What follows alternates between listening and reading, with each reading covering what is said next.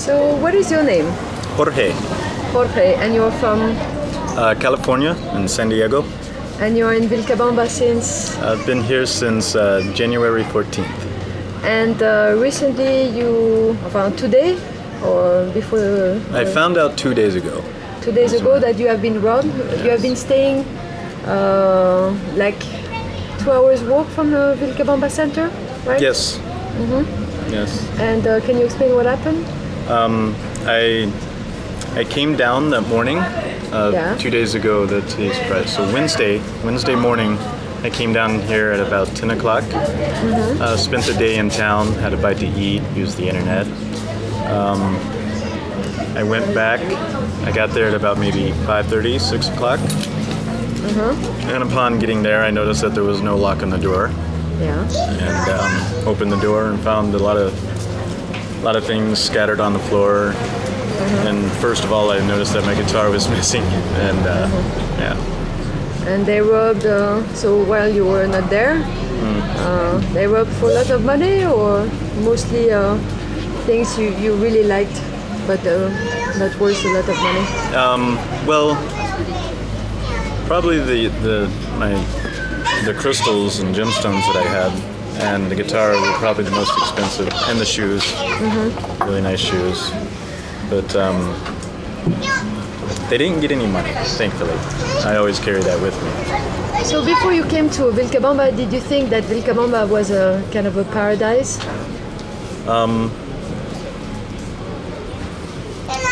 For me, maybe not for everyone, but I came to more earthly, spiritual reasons.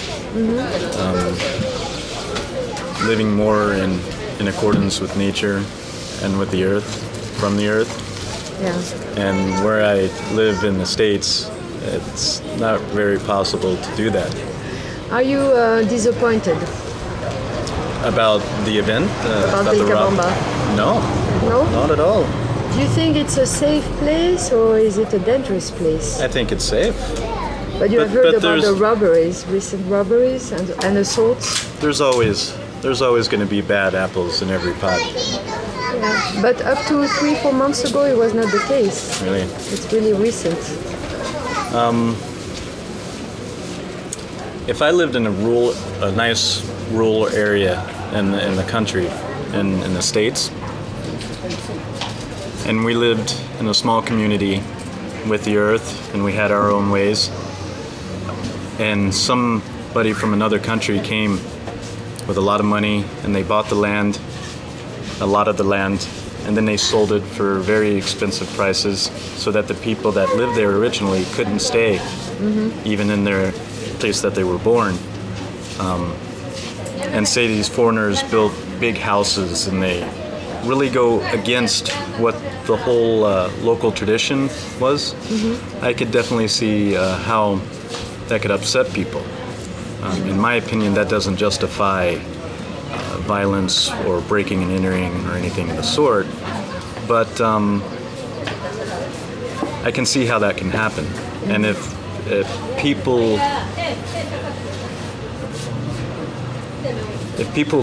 came to Vilcabamba with an expectation of not what they're used to, if they come here and expect the same way of life, what they came from, then they're bound to encounter problems. You think, what is the way, do you think, to protect yourself here as a foreigner, even if you're low profile, to not being assaulted?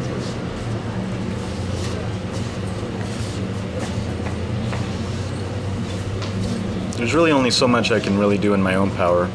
Probably first of all is love, forgiveness, and compassion. No matter what anybody does, just understand. Being friendly, I think that helps. Personally, I've had experience in the United States Marine Corps, so I have probably a little bit more confidence for my own personal safety, as you know. Are you going to stay in Vilcabamba, or do you plan to leave?